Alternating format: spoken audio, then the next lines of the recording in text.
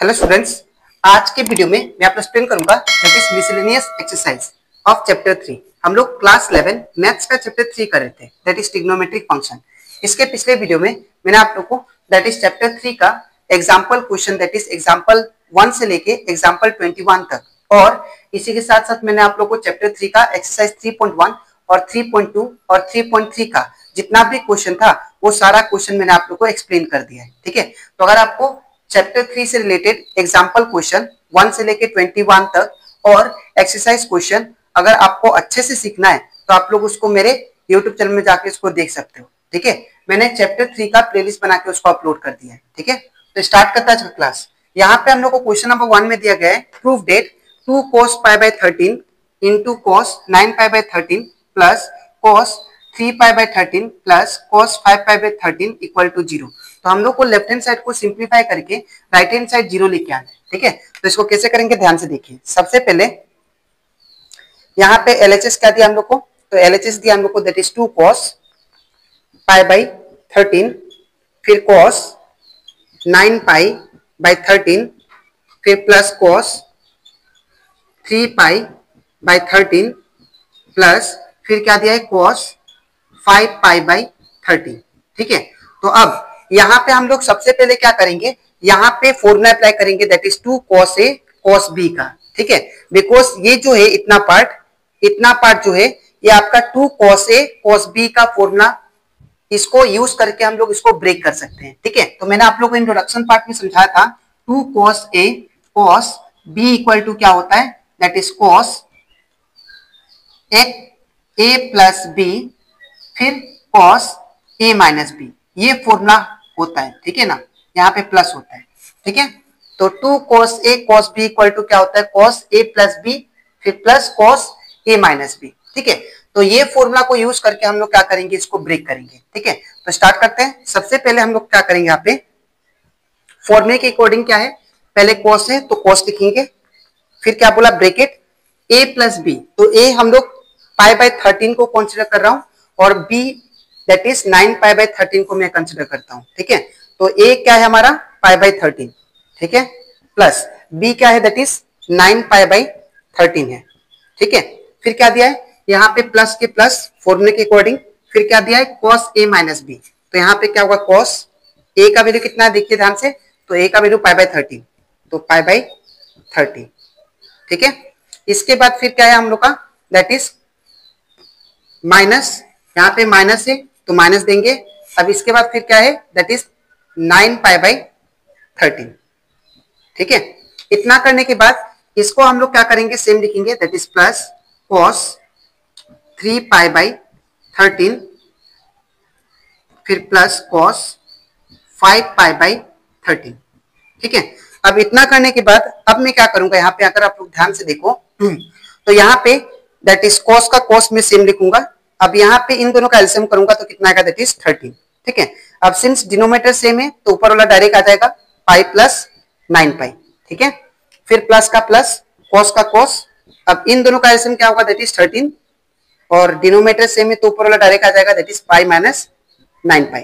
ठीक है, अब इतना करने के बाद फिर इसको मैं सेम लिखूंगा प्लस cos 3 पाई बाय 13 फिर प्लस cos 5 पाई बाय 13।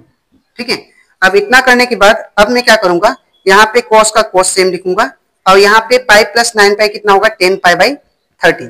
ठीक है, और प्लस का प्लस, अब यहाँ पे cos का cos सेम लिखूंगा, अब यहाँ पे पाई माइनस 9 पाई कितना होगा माइनस 8 पाई। ठीक है, और नीचे कितना 13। अब इसके बाद इसको सेम लिखता हूं that is cos 3 pi by 13 plus फिर यहाँ पे cos 5 पाई बाय 13। ठीक है, अब इतना करने के बाद अब मैं क्या करूंगा, यहाँ पे इसको आगे सिंप्लीफाई करता हूं तो यहाँ पे क्या होगा that is cos 10 pi by 13 plus अब cos ऑफ माइनस थीटा, तो मैंने आप लोगों को इंट्रोडक्शन पार्ट में समझाया था that is cos of minus theta क्या होता है दैट इज cos थीटा होता है। ठीक है, तो यहाँ पे क्या हुआ cos ऑफ माइनस थीटा क्या लिखेंगे हम लोग cos थीटा लिखेंगे दैट इज 8 पाई बाय 13। ठीक है, अब इतना करने के बाद इसको मैं सेम लिखता हूं that is plus cos 3 pi by 13, इसके बाद फिर प्लस cos 5 पाई बाय 13। ठीक है, अब इतना करने के बाद मैं क्या करूंगा, इन दोनों को सबसे पहले ब्रेक करूंगा। तो ब्रेक करते हैं हम लोग। यहाँ पे क्या दिया है, cos। ठीक है, अब इसको जब ब्रेक करेंगे तो यहाँ पे क्या लिख सकते हैं, pi minus that is 3 pi by 13। ठीक है ना, बिकॉज 13 इंटू पाई 13 पाई और माइनस 3 पाई कितना हो जाएगा, 10 पाई, और नीचे 13 का 13। ठीक है, तो हम लोग 10 पाई बाई 13 को ब्रेक करके पाई माइनस 3 पाई बाई 13 लिख सकते हैं। ठीक है, फिर प्लस का प्लस दे देते हैं। अब यहाँ पे cos का cos। अब यहाँ पे 8 पाई को कैसे ब्रेक करेंगे, ध्यान से देखिए। यहाँ पे हम लोग क्या लिखेंगे, pi minus that is pi minus 5 pi by 13। ठीक है, अब यहाँ पे अगर आप लोग ध्यान से देखो तो 13 इंटू पाई 13 पाई और माइनस 5 पाई करने से कितना होगा, दैट इज 8 पाई, और नीचे 13 का 13। ठीक है, तो in place of 8 pi by 13 हम लोग क्या लिख सकते हैं, पाई माइनस 5 पाई बाई 13। ठीक है, प्लस का प्लस, अब ये वाला same that is cos 3 pi by 13 same, plus फिर क्या दिया, cos 5 पाई बाई 13। ठीक है, अब इतना करने के बाद अब मैं क्या करूंगा, यहाँ पे अगर आप लोग ध्यान से देखो तो यहाँ पे मैंने आप लोग को बोला था, इसके पिछले वीडियो में भी बोला था कि पाई माइनस थीटा क्या होता है, cos पाई माइनस थीटा क्या होता है, that is minus cos theta. ठीक है, अब माइनस cos थीटा क्यों आया, बिकॉज यहाँ पे क्वाड्रेंट का कंसेप्ट यूज हुआ है। यहाँ पे हम लोग जानते हैं कितना होता है, 2 पाई होता है। ठीक है, और ये क्या होता है, पाई बाई 2 होता है। ठीक है, और ये क्या होता है, पाई होता है, और ये क्या होता है, दैट इज यहाँ पे दैट इज 3 पाई बाई 2 होता है। ठीक है, तो यहाँ पे अगर आप लोग ध्यान से देखो तो ये हमारा फर्स्ट क्वाड्रेंट होता है, और ये सेकेंड क्वाड्रेंट, और ये थर्ड क्वाड्रेंट, और ये हमारा फोर्थ क्वाड्रेंट। ठीक है, फर्स्ट क्वाड्रेंट में जितना भी ट्रिग्नोमेट्रिक फंक्शन होते हैं वो सारा क्या होता है, पॉजिटिव होते हैं। ठीक है, और यहाँ पे साइन और कोसेक जो होता है वो पॉजिटिव होता है। ठीक है, और थर्ड क्वाड्रेंट में आपका दैट इज टेन और कॉट ही पॉजिटिव होते हैं, बाकी सारा क्या होता है, नेगेटिव। और फोर्थ क्वाड्रेंट में कॉस और सेक क्या होता है, पॉजिटिव होता है। ठीक है, तो यहाँ पे क्या दिया है, कॉस पाई माइनस थीटा दिया है, पाई से कुछ माइनस हो रहा है। तो अगर पाई से कुछ माइनस हो रहा है तो कौन सा क्वाड्रेंट में लाई करेगा, इसका पीछे वाला दैट इज सेकंड क्वाड्रेंट में। और सेकंड क्वाड्रेंट में साइन और कोसेक ही पॉजिटिव होते हैं, तो हमारा कॉस क्या होगा, नेगेटिव। ठीक है, तो यहाँ पे याद रखिएगा आप लोग, कॉस पाई माइनस थीटा क्या होता है, that is minus cos theta. ठीक है, तो यहाँ पे क्या आएगा, कॉस ऑफ पाई माइनस, इसको मैं थीटा मानता हूं, तो पाई माइनस थीटा क्या आएगा, माइनस कॉस थीटा का वैल्यू 3 पाई बाई 13।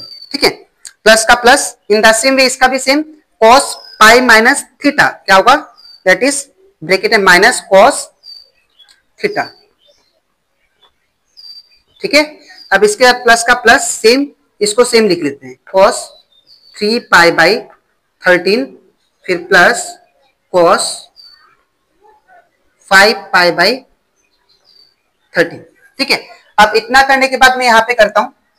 ठीक है, तो यहाँ पे अगर आप लोग ध्यान से देखो तो इसके बाद यहाँ पे माइनस कॉस 3 पाई बाई 13 ये सेम रहेगा, माइनस कॉस 3 पाई बाई 13 मैंने सेम लिखा है, और यहाँ पे देखिए प्लस और माइनस क्या हो जाएगा, दैट इज माइनस। ठीक है, अब ये cos 5 pi by 13 same, cos 5 pi by 13 same, इसके बाद क्या है, plus cos 3 pi by 13, plus cos 3 pi by 13। ठीक है, फिर क्या दिया, plus cos 5 pi by 13, plus cos 5 pi by 13।